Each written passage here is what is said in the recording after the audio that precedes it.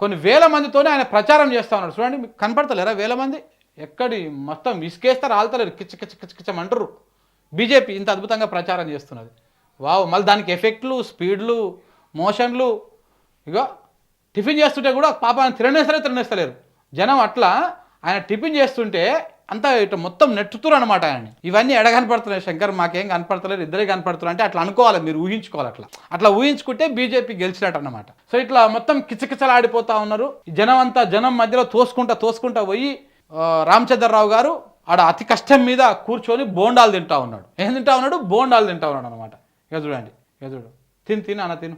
చట్నీ కూడా వేయించుకో, అయిపోయిందేమో. ఆగో మళ్ళీ ఇక్కడ ప్రచారం ఆన్నే, మళ్ళీ కొట్టుకాన్నే. ఎందుకే ఇజ్జత్ తీస్తుంది, కాకపోతే ఈ వీడియో చేసింది ఎందుకు చేసిరు ఈ బీజేపీ వాళ్ళు? మా రామచంద్రరావు వెనకంగా 10 మంది కూడా లేరని చెప్పడం కోసం చేసిరు ఆ వీడియో. మళ్ళీ ఆయన అఫీషియల్ హ్యాండిల్లో పెట్టుకున్నాడు. ఇక చూడు, ఆయన అఫీషియల్ హ్యాండిల్లో పెట్టుకొని నేను అద్భుతంగా ప్రచారం చేస్తున్నా. ఇగో జూబ్లీహిల్స్ ఉప ఎన్నికల ప్రచార కార్యక్రమంలో భాగంగా ఈరోజు జూబ్లీహిల్స్ ప్రాంతంలో స్థానిక ప్రజలతో ఆత్మీయంగా మమేకమైందంట. ఆడ ప్రజలే లేరు, మీరు ఎవరితో మమేకమయ్యారు? ఎక్కడ ఆత్మీయ కనపడింది? ప్రచార మార్గ మధ్యంలో స్థానిక ఓటర్ల వద్ద అల్పాహారం చేస్తూ ప్రజలతోటి చర్చించాను. వారి అభిప్రాయాలు, ప్రాంతీయ సమస్యలు తెలుసుకొని పరిష్కార మార్గాలపైన మాట్లాడిండంట. ఏం మాట్లాడలే, తిన్నాడు, పోయిండు, అటు ఇటు చూసిండు, మంచిగా ఆకలి అవుతుంది, ఈ అమ్మ ఇంతసేపు అయిపోయిందని చెప్పేసి పోయిండు, 2 బోండాలు తిన్నాడు, వచ్చిండు.